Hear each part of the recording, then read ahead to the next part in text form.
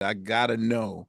For me, one of my favorite intros of all time is the first 15 seconds of Breezin.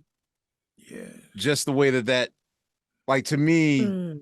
the sound of happiness and safety and like Mhm. whatever, like when I think of like a good fuzzy memory, that song is the soundtrack when I think of like, you know, something simple. I mean, it could be going to an amusement park or playing tag or whatever, but for me, but in my mind, that was like at least a 50-piece orchestra.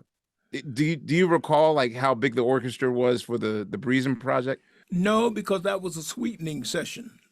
Those Okay, were put on after the recordings.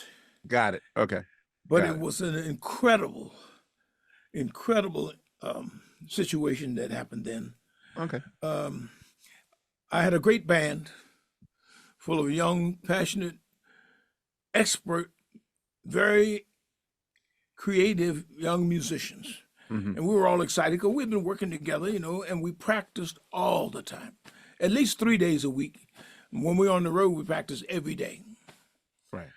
So when we did a gig, actually, the gig was so easy because the rehearsals were so intense.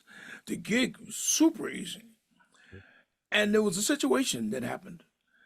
People started calling us to open for superstars. Right. And my band was not known yet. I had somewhat of a reputation, but no hit records yet.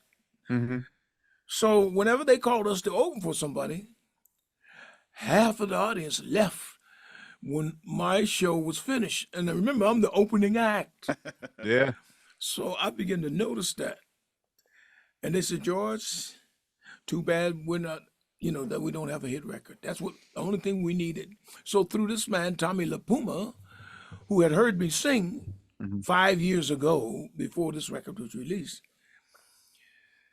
he said he couldn't understand why record companies were not using my voice. Mm. So I selected him to be my producer at Warner Brothers, whom I had just signed a contract with.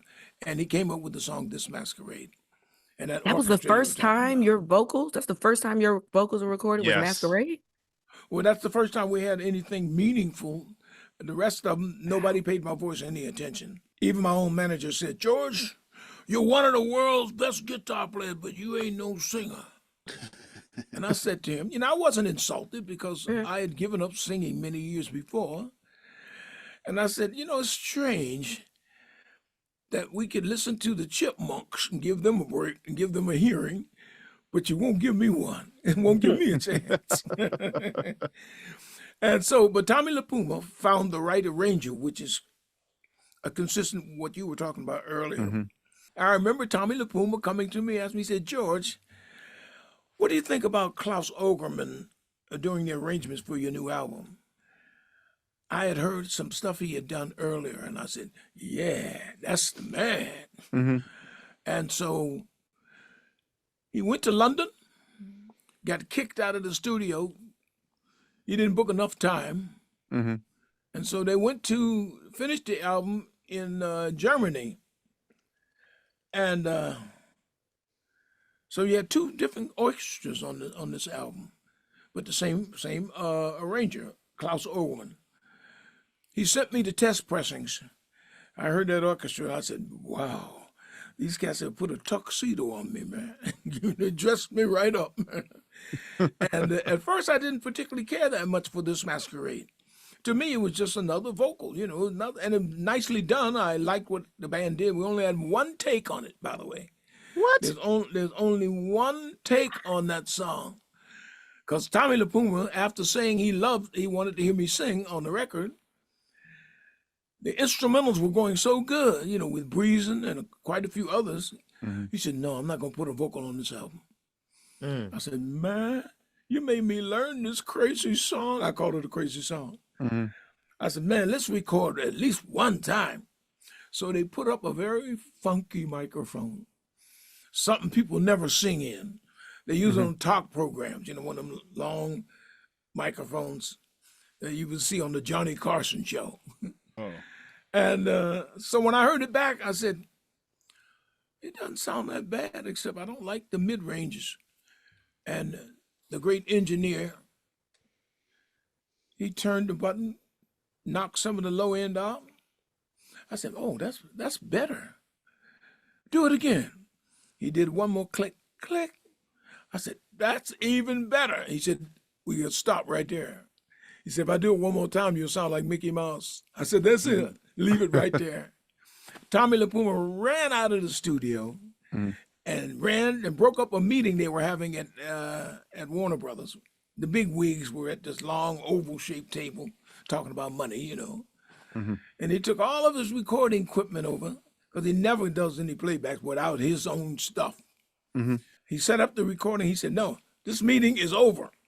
He's telling the big wigs, the money guys, "This meeting is over. You gotta hear this record." So he played this Masquerade. And they said, wait a minute, man. Who is that? Who's singing? And he said, George Benson. And they said, "But I thought he was a guitar player." He said, "Well, yeah, but he also sings." So he played the record, and they said, "Man, when are we going to get that? When are we going to get this?"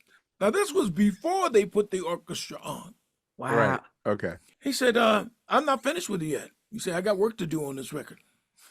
And I didn't know he was going to do all of this. I didn't know how he was going to get it done. But when he sent me a test pressing, it was hard to believe that it was me all dressed up and with this fabulous orchestra with great songs, one of the baddest bands in the country. These young boys were energetic and fresh and very creative. And the album came out.